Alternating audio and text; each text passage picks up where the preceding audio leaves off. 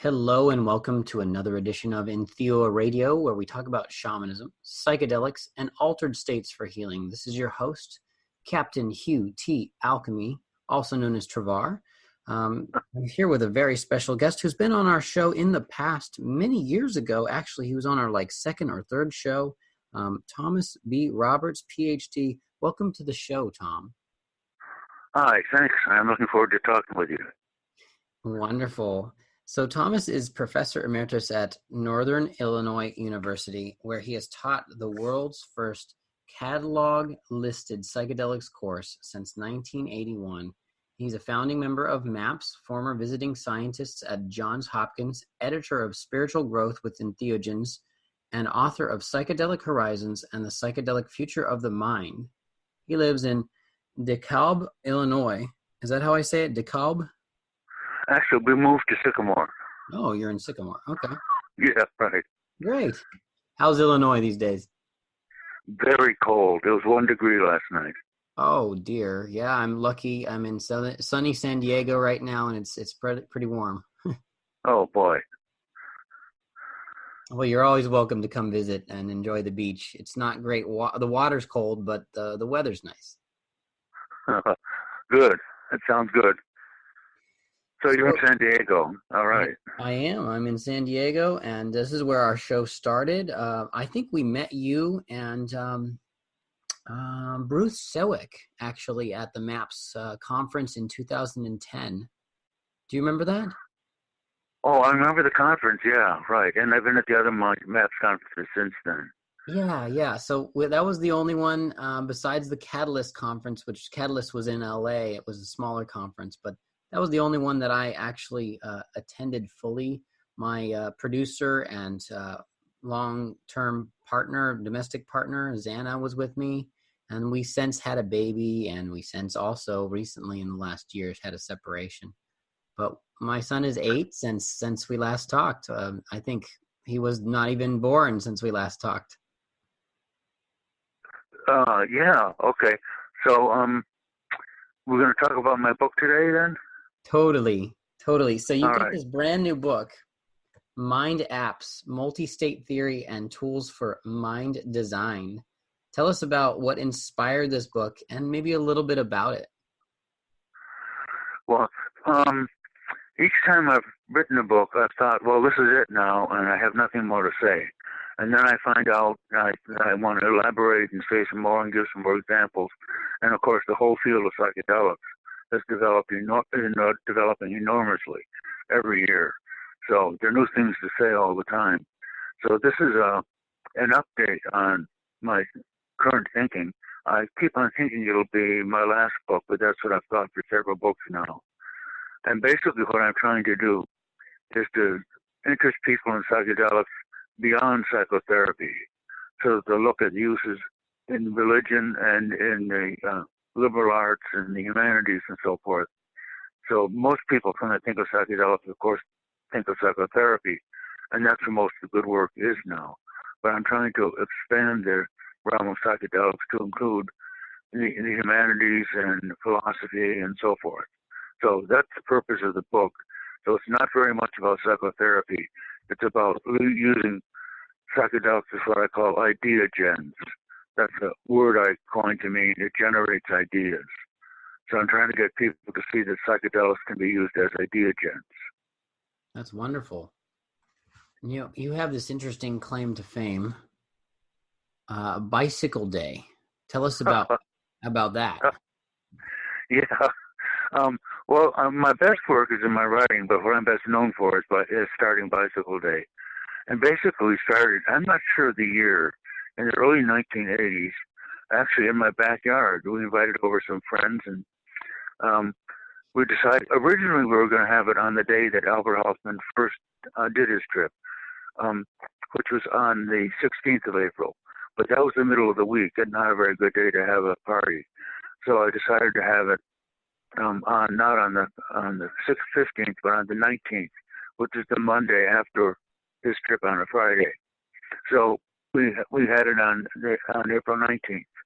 And people tend to think of it as this being this big sort of wildlife gathering. It was really more like a family picnic, and we had children there and several families, and depending on the weather, we'd have it either outside in my backyard, or given that this is Illinois, sometimes we had to have it inside, and we just hang out and take it easy for a while.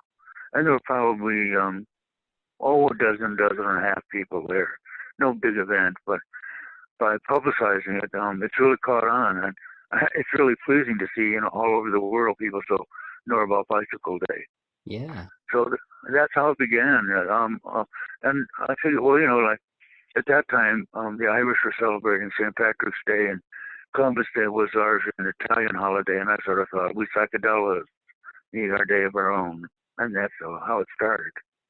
Yes, absolutely. Excellent. And so you say psychedelic community can kind of grow out of safe and comfortable family situations. I'm hearing you say that there were families, and maybe that's something we need to consider in the future, that it's not just a solo or a shamanic trip, that families can be, psychedelic experiencers and have healing through that, maybe. Oh, very, very definitely that's the direction to go. There was a movement a couple years ago to try to catch all the people who had taken their children on psychedelic trips to talk about their experiences. But I don't think much came of it. Of course, it was much more illegal at that time, so you can understand people wouldn't want to do it. They might even have their children taken away. Right. But, Yeah, I heard about that.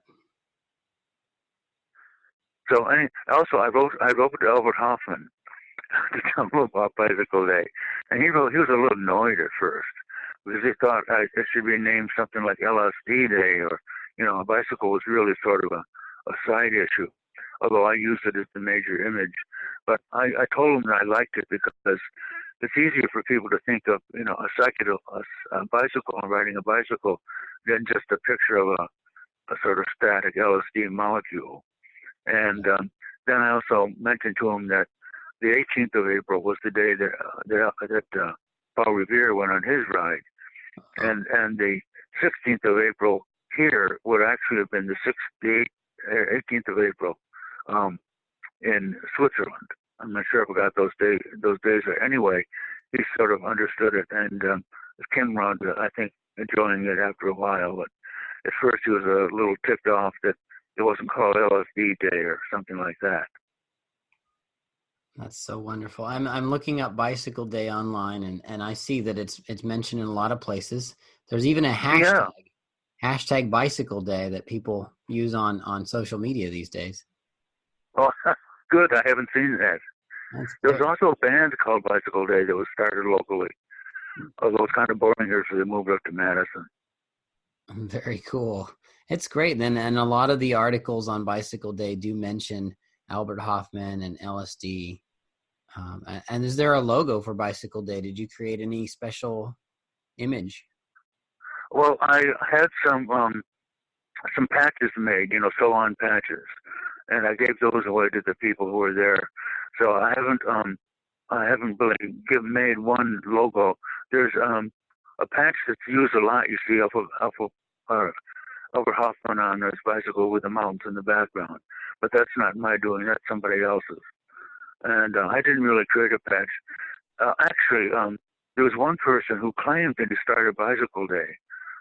So I trademarked Bicycle Day, but I've never used the trademark at all or required other people to use it. I just did it to protect my name on it. So it's trademarked, but people are welcome to use it. It's in the public domain.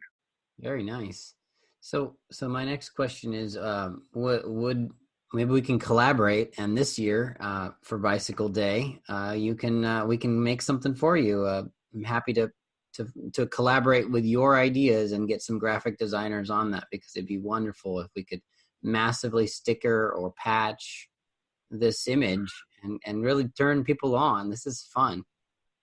Oh, there's a real good graphic novel on Bicycle Day. It's relatively new. I just saw. Let me see. I've got it right here in back of me.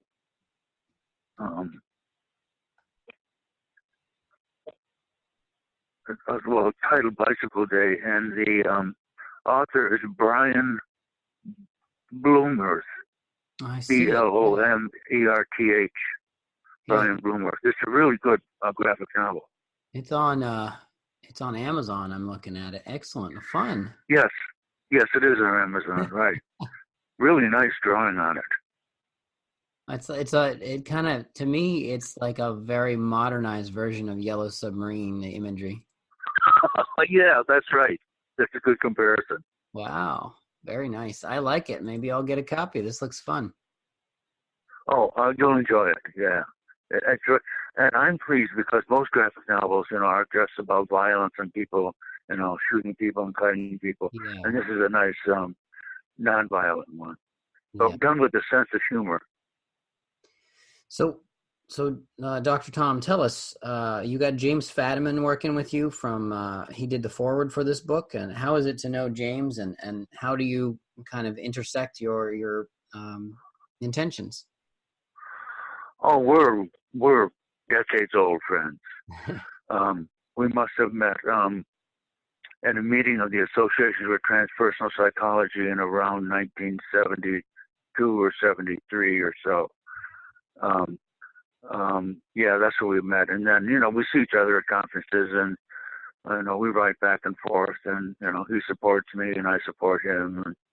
And it's a really nice relationship. And Jim has as you probably know, you've interviewed him, haven't you?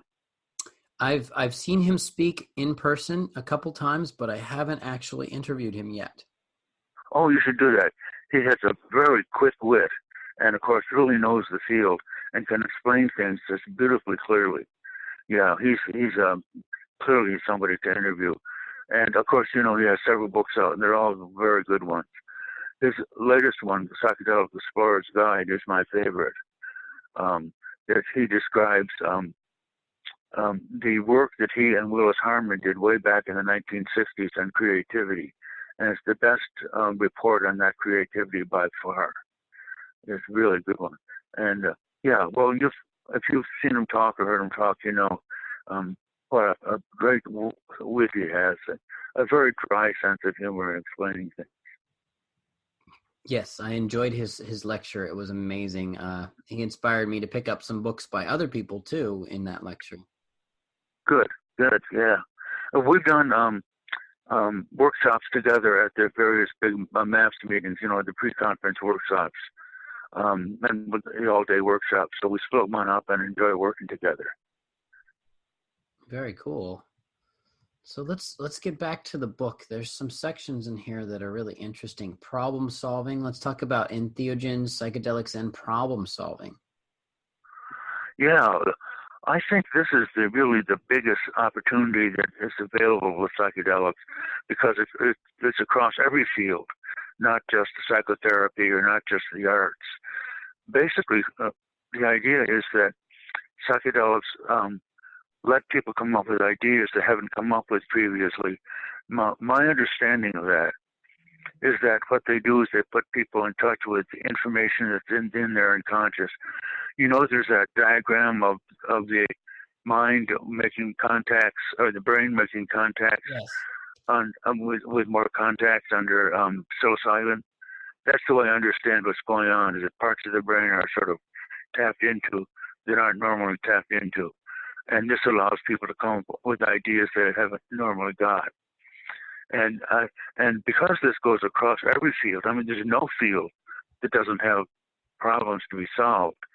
But psychotherapy is great because it helps people who need it. And religion is great and in its own way. But solving problems goes across every field. And so I see this as the real big opportunities for psychedelics. The problem is going to be getting governmental approval for that type of thing, because it's easy to get approval for, let's say, depression or alcoholism or some problem. But if it's just a general problem-solving situation, I don't know how we would get permission to do that from the government, because it's vague enough, and it isn't exactly clear, what problem you're trying to solve. So I don't know whether we'll develop that first or some other country will, but I think that is really the direction to go in, because it covers basically all fields. Absolutely, yes.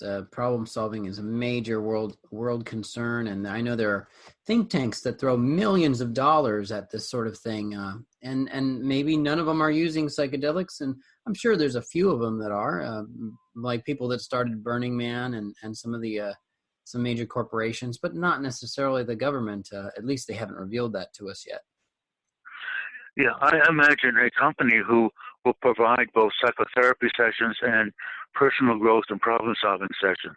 I think that's the direction to get it accepted in society. And the problem is going to be getting approval for the problem-solving sessions. But who knows? You know, lots of other countries are out there looking at this too. Absolutely. Let's talk about music and its relationship to the psychedelic mind, and the experience. You probably have a lot of experience with music and tripping. Well, basically, I think I really heard music for the first time. I believe it would have been January 1971. And I can really understand how people really get into music now. I'm really not much into music and never have been. Although psychedelics have really opened my mind to the possibilities of what music can do and what music can be. Of course, it's used in all the psychotherapy sessions with good reason because music sort of sets the emotional tone that people follow. And my own interest in music is basically rather weak, unfortunately. It's something I wish I knew more about, but really don't. But I can really understand why people are just fascinated by music. As I said, I think I heard it really for the first time under psychedelics. I'm not sure what it was even. It may have been something like a woodwind recorder, but of course I wasn't listening to it in my ordinary state, so I'm not aware.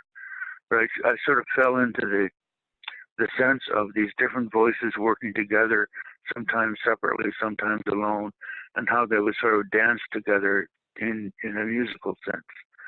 So I can really understand getting into music. And whenever I have tripped, or not every time, most times, I also have a lot of music to listen to, as most people do, with good reason. So I've become a real fan of music, but I don't really know much about it. Absolutely. I really feel like music is a unifying force, a harmonic force, and it can really teach us a lot about how to find peace and harmony amongst human community. Yes, yes. One of my fantasies is I imagine, say a big conference with all the people sort of grooving to the music at the same time that actually would put their minds in a harmonic sense of all working at the same schedule. And I wonder if this sends some sort of,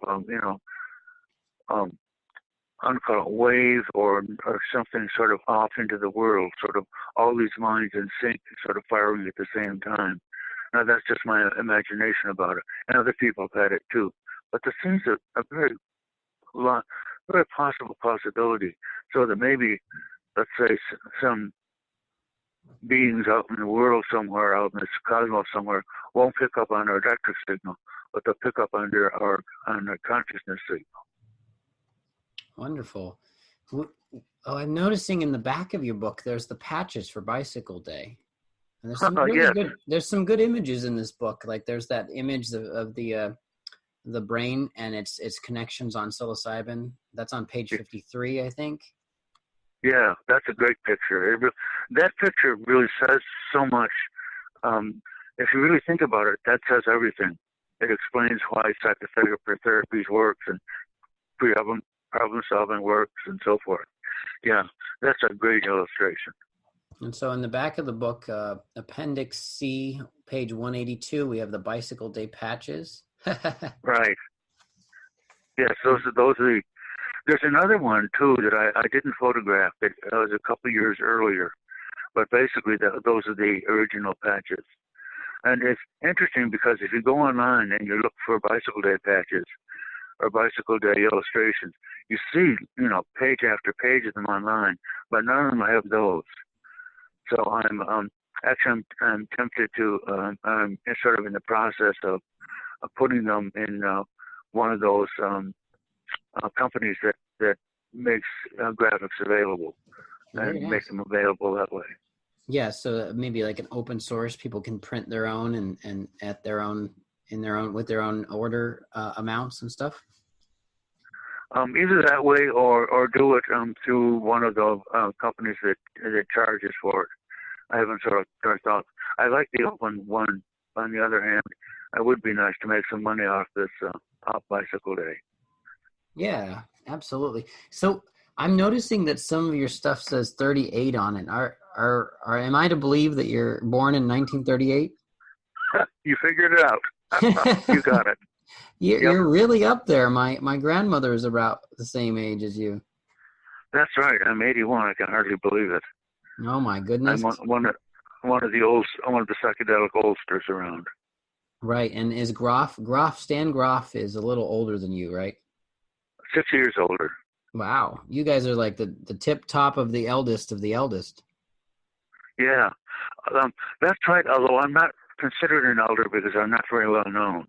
But as far as age goes, I'd qualify. Right. Yes, I think you do. Experience too.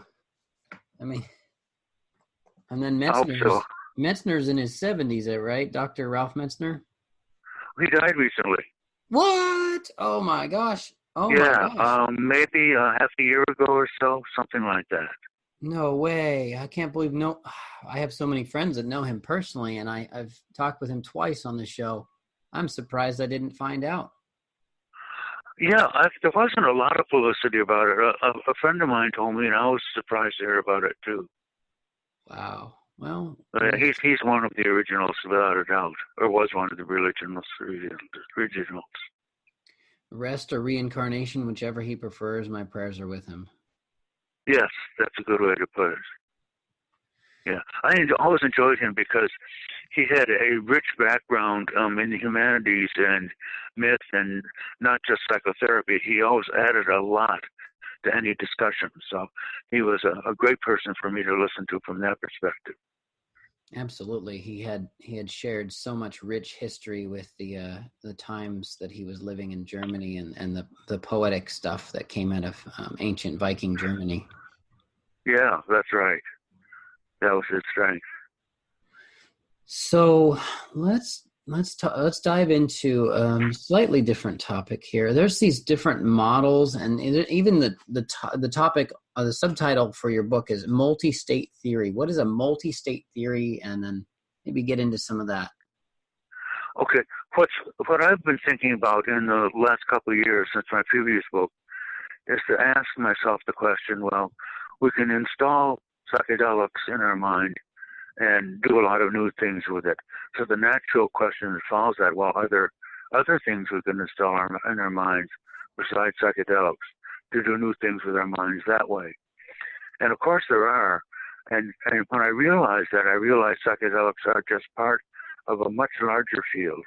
There are all these other things like types of hypnosis and dream work and chanting and martial arts, brain training through magnetism and light, types of initiation, and so on. So what I'm trying to do is, or what I recognize myself, is the psychedelics are just one of this enormous collection of ways of installing things in our minds and doing new things with our minds. So what I'm trying to do is to say that psychedelics are one kind of what I call mind apps, and there are lots of others. And I use the word mind app. I coined that because people understand, just as we can install maps, or rather apps in our devices and do things with them, we can install apps in our minds. And that sort of opens up the idea of, well, what are these other apps and what can we do with them? And what we have to do really is to look at the whole field and all these different mind apps, psychedelics and others, as being part of a much larger field. And that's the field that I've called multistate psychology. Nice. So if you're listening to this and you're following along with Dr. Tom's book here, we have page 30 and 31, Multistate Theory and Figure 2.1. That's the list that he was going over. We have dreaming, breathing, meditation, psychoactive drugs, yoga, prayer, sensory overload or isolation, hypnosis, biofeedback, and martial arts. Interesting. And not only that, but each one of those little, I have them as a pie chart, each one of those little pieces of pie really has to be split up in lots and lots of little pieces. And not only that, the things I've left out of that. So, this is a much bigger field. What I'm trying to do is to get people to recognize that studying the human mind, just study it in every mind-body state. I use mind-body state as a state of consciousness, which is study it in every mind-body state, not just our ordinary awake state. So I'm hoping that cognitive psychologists and all people in the mind study field will start examining our minds in all mind-body states, not just our full ordinary state. Absolutely. So let's bring it down for people who are listening that often they want to focus in on the drugs or the herbs or the things that are available. We mentioned LSD in this conversation already.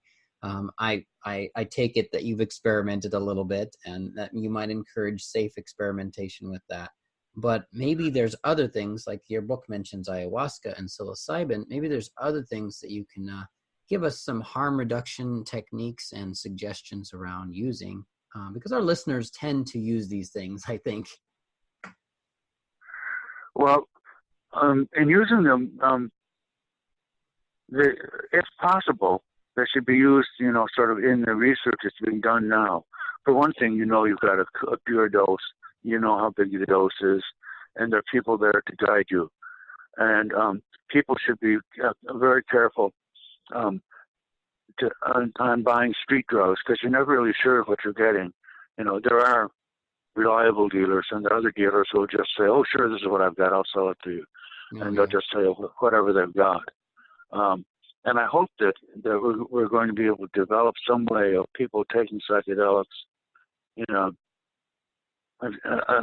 careful, I hesitate to call it controlled situation, but some situation where they're with friends or they're with somebody who knows how to handle things if things get bad.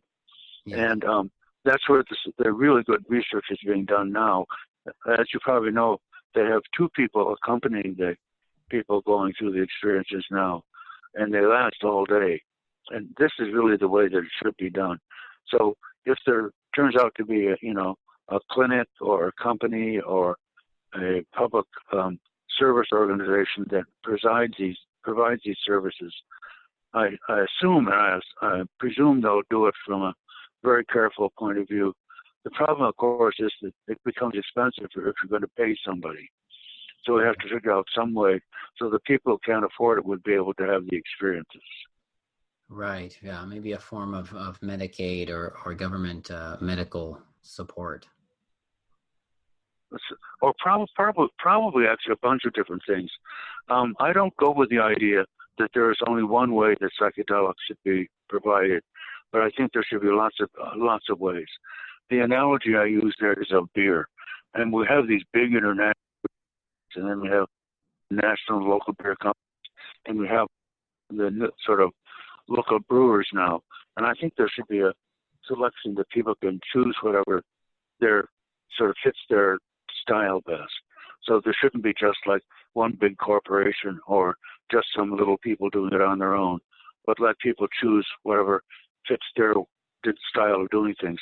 Just as with beer, you can, have a big international beer, or just go to a local pub and local brewmaster. I think that's the direction we should go. Yeah, that's more of the people's model, and that's something that we're definitely working towards in the States, as far as I know, like California, where we're looking to decriminalize magic mushrooms, and we don't really want the dispensary model the way we had it with cannabis. We want something better. Well, I'm very cautious about that, because there are clearly some people who should not do psychedelics except in a therapeutic situation with a professional. And I'm concerned that some people will try psychedelics and not do well with them. So I would be very cautious in that. And we should find out, for example, what Oakland and Denver find out, and then make our laws and go along with what we learn from them. So I would be very cautious on that. Yeah, absolutely. So you're in Illinois. I heard Chicago was looking at decriminalization. Is that something that was near you that you noticed? That's partially true, although the news came out wrong. Originally, the news came out that the city council had approved the use of psychedelics. What they did is approve studying the problem. So they said, let's take a look at it. They didn't say, let's go ahead and do it. But the original headline said they had approved. So that's been corrected now, but not everybody knows it.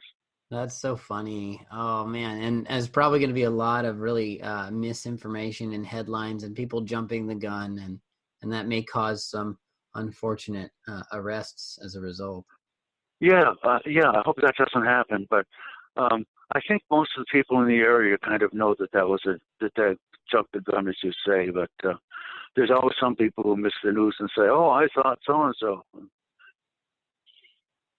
Yeah, totally. I had several people text me about that on the day that the headlines were out for Chicago. Right. And I was really excited and happy for a while, and then I thought, oh, I didn't get it right. Even with decriminalized Denver, there was a bit of confusion. Like the vote headlines were yes, and then they were no, and then they were yes again. I've read several different articles that were inconsistently telling me that psilocybin mushrooms were decriminalized, and then they weren't, and then they were. It was hard for a week there. I didn't know what happened. So the final result is they have been legalized, isn't it? Yes. Am I right on that? Okay. They've been decriminalized, which means they've removed the budget for arresting and for prosecution against people for possession and cultivation of magic mushrooms. But sales, I think, still there's something to do with sales in there where they're allowed to go after people. And of course, nationally, they're still illegal. Yeah, psilocybin is still nationally, controlled by the national laws. Yeah, right. Okay, thanks. I think I got that straight now. Right. Good. It's still scheduled. So the city of Denver has its own agendas about it, and they've removed budget around psilocybin. Same with Oakland, and Oakland also did it with ayahuasca and ibogaine and peyote. But that doesn't mean those things are unscheduled substances, and that schedule means that a government official who isn't a local official can still come in and, like the FBI, can still do something to a local individual. Right.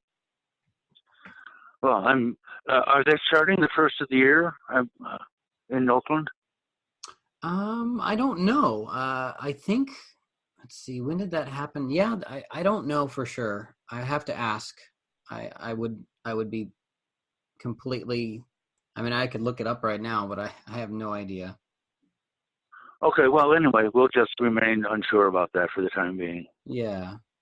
So have you personally gone through the ayahuasca experience? It looks like there's a lot to do with ayahuasca in your book. Oh, well, I went to a place in Brazil, a very nice place called Huasca, and I had ayahuasca 4 times there, kind of low to moderate doses. I wish now one of my doses had been stronger, but I didn't want to challenge my GI tract. But on the other hand, I feel what I really learned is I know what the word putrid means. It really tastes awful. At least the stuff. Now, somebody told me they had some really good tasting stuff and good for them, but of course, right afterwards, we have a lemon or a lime to suck on and take the taste away. So that worked okay. But boy, that first taste was just awful. Yeah. I don't particularly think it's supposed to taste sweet. No. As far as I know, it isn't. So I don't know where that person got a really good tasting one. So how do you? Yeah. How do you feel about people making that and introducing it to America? Like, do you feel like it is it more appropriate to take it in context, or do you feel like it has a therapeutic and modern American use in the cities? Well, I'm in favor of the churches that use it. I think that's a definite plus because they do it, as you say, within a context. And a problem with psychedelics is that we haven't developed the context. All the cultures that have used them historically develop a context, and this is something we've got to do. As for people taking it their own, good luck, I guess, is all I can say. Is I hope you have a good trip, and do it with somebody you trust who can so keep an eye out for reality, and not answer the door, or you don't have to worry about things that somebody else is taking sort of as being your sitter. Right. That's definitely the way to do it. Right. So how about something that's maybe understudied, underdiscussed, and even endangered? Peyote. Have you experienced peyote or mescaline altered states for healing? I've had peyote once or maybe twice. Wow. A very long time ago. It's such a rarity these days. Yeah. Well, it was more available then, but because not so many people knew about it. Well, it was all right. It was, bitter. Actually, the friend I was doing it with, we made it into an ice cream milkshake, which may be sort of not a very good way to do it in terms of the Puritans, but we liked it that way, and it wasn't so bitter. Anyway, it was a good experience, but my thought was I wish I'd had more. I mean, a more intense dose. Right. Yeah, I mean, I hear that you can take very like some of the natives will take 100 buttons or something. To me that seems in excess, but a 1 or 2 or 3 buttons is a relatively low dose, I would think. Yes, and of course, I mean, buttons come in different size too, and because they're vegetable products. They will vary according to the season and the weather that they've had and how hot it is, and even sometimes when they're picked, because fruit will vary according to the day of the time of the day that it's picked. And there's all those biological variables that go in it, which are one of the problems for me of using sort of the natural plant products, is that they're so variable, whereas the chemical products, that they're pure, assuming you've got a good chemist, and what the dose is. So I tend to lend my thoughts toward having a good pure chemical product, rather than a sort of unknown vegetable product. Although I like the idea of plants better. Right.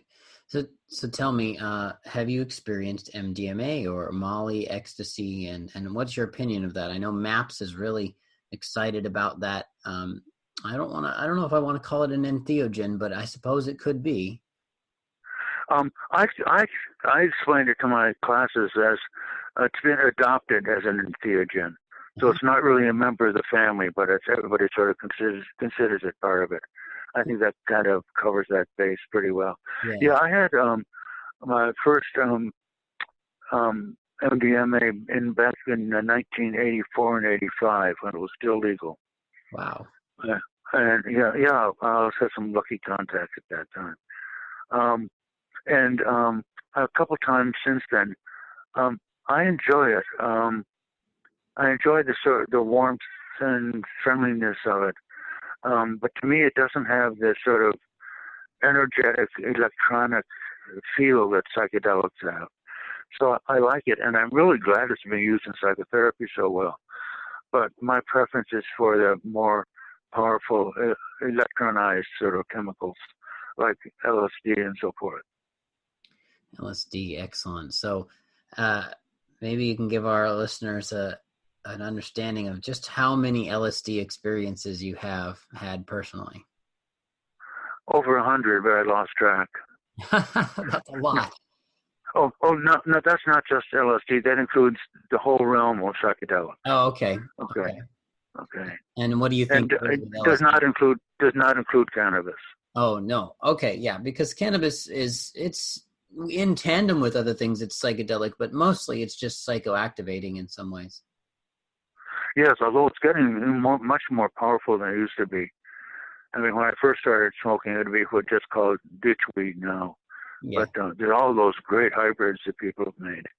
yeah, yeah. So how many LSD experiences do you think you've had?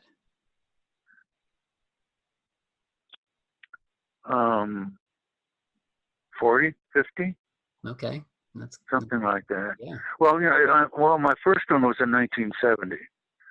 Okay, and so that's 50 years ago, Wow. basically. So, even once or twice a year for 50 years is 200.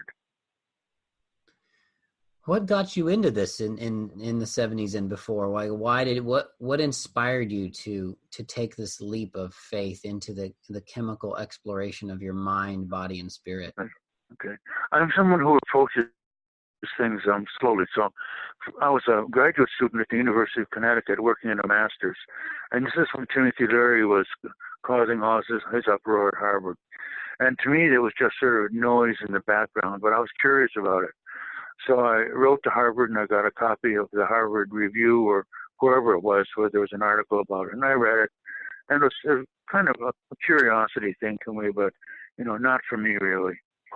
And then in the fall of 1967, I drove to Stanford to start my doctoral program. In 1967, that was the very famous psychedelic year in San Francisco. But again, that wasn't for me, but it was sort of in the background, and I sort of, picked up sort of an interest in it that way. And then at Stanford, I was working on my doctorate in Maslow's needs hierarchy. And there was a professor named Willis Harman, who was an engineering professor of all things, who had done some research on Maslow's needs hierarchy. So I wanted to have a class with him to find out basically what he knew. And he had a class called The Human Potential. It was I wanted to get into it, but there were so many people lined up for it that I had to wait 2 quarters in order to get into the class. Wow. And it was for graduate students only, and graduate students anywhere at Stanford could take it. So we had a lot of students who were, like in the various engineering programs and electronics, all kinds of students from different fields. So as I took it, I said to find out what I knew about Maslow. And there were, I'd say 25 students in the class. We met once a week for a discussion section. And it was called the Human Potential. We were talking about things that were very fringy in that day. And that included things like yoga and the biofeedback and things that are now sort of very standard in those days, or if you're interested in them, you're considered a little edgy. So there was this class on sort of edgy stuff. And I was sitting there along with everybody else. And one day, a married couple who were taking the class came in, and they started talking about their experience with psychedelics the previous weekend. And this is the first time I had ever heard anybody talking about their experiences with psychedelics. So I listened, and to my surprise and amazement, I'd say at least half, maybe 2/3 of the class joined in the conversation, started talking about their psychedelic experiences. Wow. And now, I had thought of psychedelics, I had the image that everybody else did at the time, this sort of scruffy, dumb, not very functional people, the sort of dirty hippie picture. And here were advanced graduate students at Stanford University talking about it. So that didn't fit into what I thought I knew. Mm-hmm. So, I sort of sat there like a junior member of the class and listened. And then one of the members of the class had a ticket to a lecture by a guy I'd never heard of, and he gave me the ticket, and I went, and it was on religions, East and West. And I thought, well, I'll go. It's free. If I don't like it, I'll leave. And I went, and it was Alan Watts talking about psychedelics and religions, East and West. And that's the first time I'd heard them addressed from a responsible intellectual perspective, and that sort of got me interested. Although I didn't, I went to a conference in Iceland in 1972, and I heard Stan Groff there, and Houston Smith, the philosopher of religion, and Joseph Campbell, the guy who knew about myths and symbols, and people from England and the United States talking about psychedelic psychotherapy. And that's when I really realized you could get into this field from a serious intellectual point of view. And from then on, that's just what I've been doing. That's beautiful. And it's so cool that you met some of the major players of that era, of that generation. Alan Watts has been an inspiration to me throughout my life. That's right. I mean, I've had a lot of just plain good luck in this field. Absolutely. So that kind of brings us full circle to one of the last entheogens to be really focused in on and studied lately is psilocybin, and people are coming around. What do you think about psilocybin mushrooms and the modern use, the non-contextual modern use of that, and maybe some of the other uses that are more indigenous, tribal, and ceremonial, like ayahuasca, but coming more from like Murias Sabina's tradition? Do you feel like that's the traditional way versus the modern artistic and more fun ravey way is the right way to go, or is there something else that you could offer us as a way to use magic mushrooms? Well, certain people are going to use them on their own, and they have to they should do the standard cautionary things of being in a place where they're comfortable and being with people they like to be with, and have somebody sort of being a watch between reality and them. And I think it's clear people are doing that.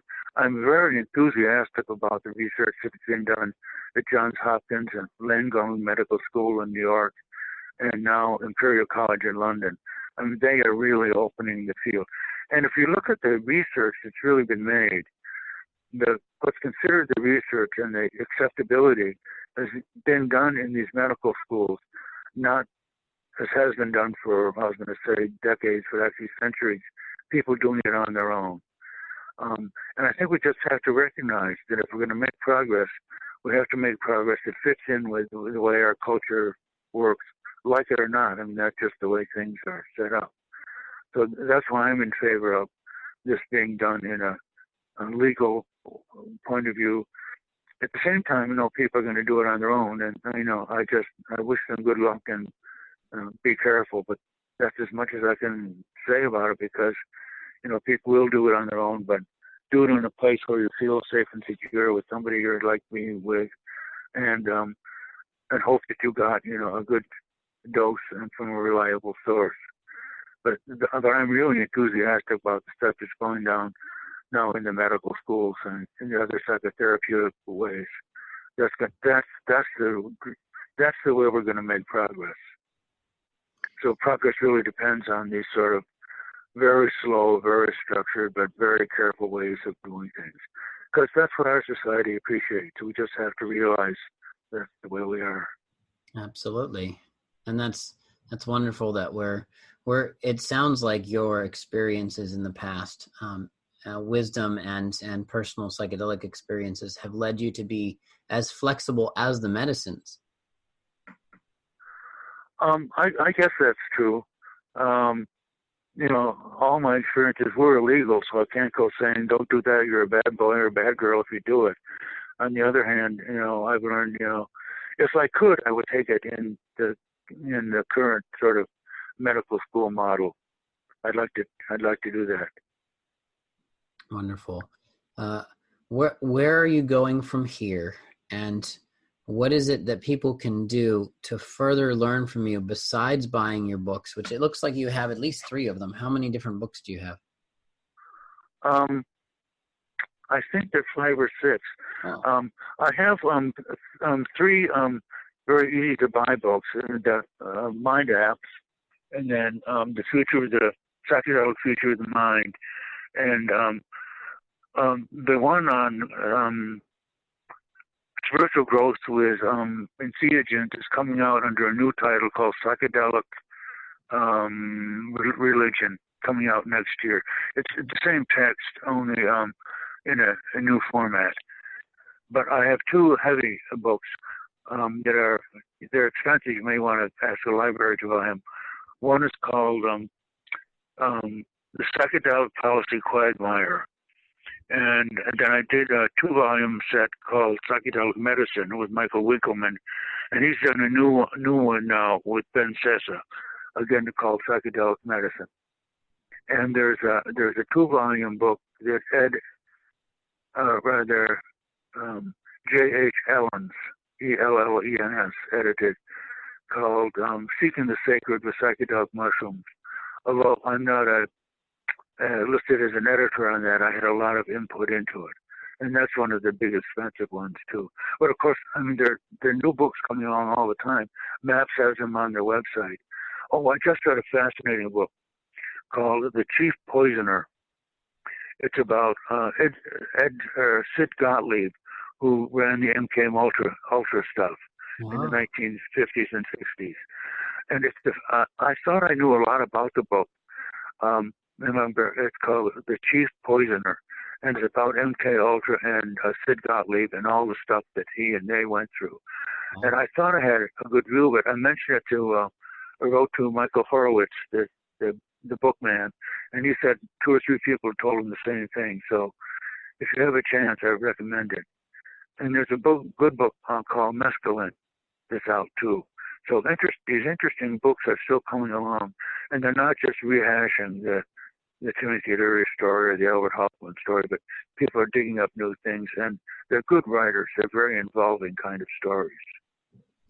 Excellent. Yeah, those sound like excellent books to add to my collection. The Chief Poisoner and a book entitled Mescaline. This sounds great. And so that kind of reminds me, you touched just briefly on MK Ultra and MindApps, and I wanted to ask you how the war on drugs personally affected you, because you lived through that. You lived through Nixon's statement to declare war on drugs. How did that personally affect you and your intention? Well, it made me cautious. I guess, what else can I say? Also, once I started to do drugs, I realized that, the government does lie to us. Yeah. I think that there are probably more people who have learned that through psychedelics than any other way.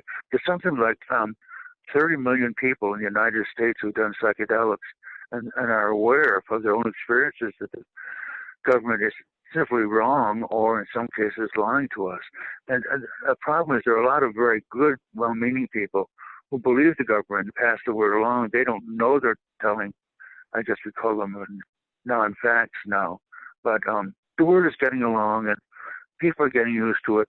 And, a lot of the people who are coming along now, who are in their 40s, 50s, and 60s, were in college, or new people who did psychedelics and know it's not such a scary thing. So when cultures change, I mean, this is something that happens overnight. It happens slowly and a little exasperatingly, but we're going through that culture and that cultural change. I think the thing is just to move along at our natural rate and hope it speeds up, but not push it too far. Absolutely. I agree with you there. And I'm so grateful that you have a word of wisdom from direct experience, having lived through that war on drugs. And maybe it's coming to an end soon. I'm in hopes that it is. I think it'll happen little by little. And, the way alcohol prohibition ended was that the federal government just turned it over to the states. And that's almost what's happening now. The states are taking it on their own. So, a senator or a representative doesn't have to face his constituents who say, you voted for drug legalization, you're terrible. You just say, no, I voted for the states to have their own laws in it. My guess is that's the way it's going to go with psychedelics, too. And that's pretty much the way it's going. So let's hope that it keeps changing along those directions. Yes, absolutely. I'm in favor for local laws versus national laws. It seems like people get a better choice more. Their vote counts more when they can do it within their community. Apparently, that's the way we're going now at any rate. Yeah. Yeah. Okay. So I always fantasized about taking a college course on some of the materials you've shared. How is it that people can learn more about your catalog listed psychedelics course at one of the universities that is Northern Illinois, right? Well, I've retired now, and no one else has picked up the course. I'm sorry to say. Oh dear. However, I just got my email from somebody at Ohio State University, a student there, who's trying to start a psychedelics course. It's not as hard to start a psychedelics course as it seems like it would be. I mean, you have to go through all the academic rigmarole of apply to this committee and that committee. I mean, you just can't sort of start off and teach a course. But there are a lot of people out there who now are in the position where they can and want to teach psychedelic courses. And in my book, there's an appendix there that has my bibliography for the last time I taught it. And of course, there could be a psychedelics course in almost every field you can think of, certainly all the biological sciences and social sciences and so on and so forth. So there's an endless number of courses that could be taught. And I hope that eventually that'll happen. And people don't need to be afraid of, approaching their deans or the department chair, as long as they approach them from an academic, intellectual point of view and let them know that there really is good stuff out there. All this research, for example, coming from Imperial College and Johns Hopkins. And the way to do it is to raise a question like, are there implications of psychedelics for blank, whatever the professor's particular field is? And let it go that way. Professors like questions. And if you can raise some good questions, they will pay attention. I've written that in my book, by the way, so people can see that there and sort of follow it down. And I hope people listening will decide to try to start their own psychedelics courses. Absolutely. Because it can be done. And if you run into someone who says no, okay, just keep on trying again and bring in all that good, beautiful research that's being done.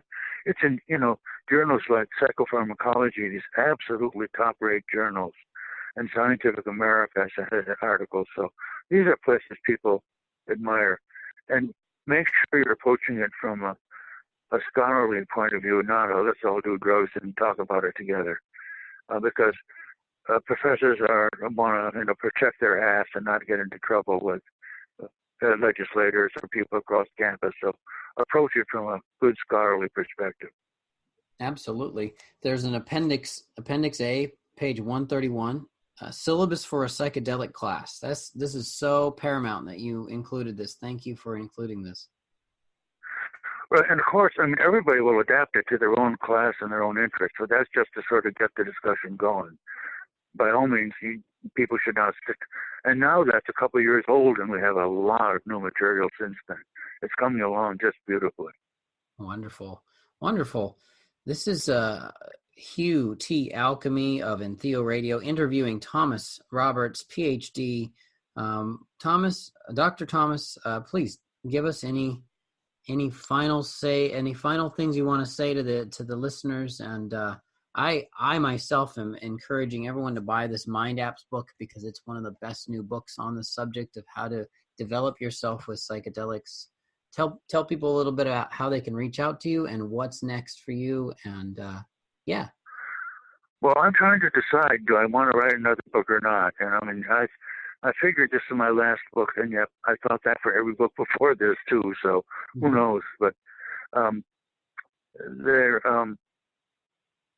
see. Well, I just want to sort of embarrass and sort of push my book. I think there's a lot of good ideas in it, but of course every author always thinks that, so that doesn't make me new in any way. And keep track of the stuff that's going on in Arrowwood and MAPS. They're really doing good work now, and it's getting better all the time. So as you look around, and start searching around, you'll find more and more good stuff. And don't be afraid to talk about it with people. Also, if you are a student and you're taking a class, figure out if there's some way when you have a term paper due or a presentation due, if you can do it on the implications of psychedelics for, whatever your field is. And be sure to raise questions. Professors love questions. We eat questions for lunch. So if you have questions, do it. And something you can always say that almost every professor will agree with is more information, more research is needed on this. you'll get professors agreeing with you almost across the board when you say that, because we're so research-oriented. So there's a good sort of practical angle to take. And if you end a paper, say, these are questions that have yet to be answered, and raise more questions. So good luck, and enjoy your classes. Absolutely. Gosh, you're making me want to go back to school and encourage questions. Good. Yeah, that's so wonderful. That's so wonderful. I have long awaited an opportunity to go back to school and to encourage those kind of questions. And that's beautiful that the people are less frustrated and angry when the subject of psychedelics is approached these days. Well, let me mention one thing. If anybody lives near Chicago, there's a psychedelics course at the College of DuPage. Okay. And a very, very good course. I think it's often once a year, but College of DuPage. DuPage is a suburb of Chicago just to the west. And an excellent course. I really encourage people to see that, to go to that. Brilliant. Yeah, maybe we'll get a field trip out there. I would love to see Chicago one day. I haven't been over there yet. It's a fascinating city and getting better all the time. I heard it was a city of multicultural and music. Oh, yes, of course, yes. Yeah. That's wonderful. Okay, well, this has been an interview on Entheo Radio with Thomas B. Roberts, Ph.D., the author of MindApps, Multistate Theory and Tools for Mind Design. Tell everyone if they've got a place they can reach out to you, Tom. Well, I have an academia site. It's www.NIU, as in Northern Illinois University, academia.edu./Thomas Roberts. I have over 130 articles there. A lot of them are rough drafts of what turned out to be my book. So there's some repetition, but you can spot that easy enough. And there's some slideshows and things about books that are there. So that's probably the easiest place to get a hold of my materials. Okay. So and Amazon, by the way, has a good author site.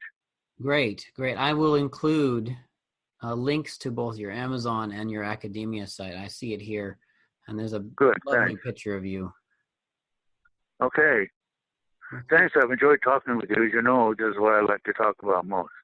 Thank you so much for being on the show a third time. And this season has been an amazing one. We've had some beautiful book authors on, and I would love, like you suggested, to have James Fadiman on very soon. Oh, he'll be great. He's a great person to talk to. Wonderful. Absolutely. So this is Entheo Radio signing out. Your special host, regular host, Hugh T. Alkemi. You can find me on social media under that name. Alkemi is spelled Alkemi. You can find us all across podcast media, Entheo Radio, Entheo Radio. And I think we're now on iTunes. You can listen to us there. That was the last nail in the coffin. Hopefully we're all the way across all the podcasts. And find us on Facebook, Twitter, and Instagram. Thank you so much for listening.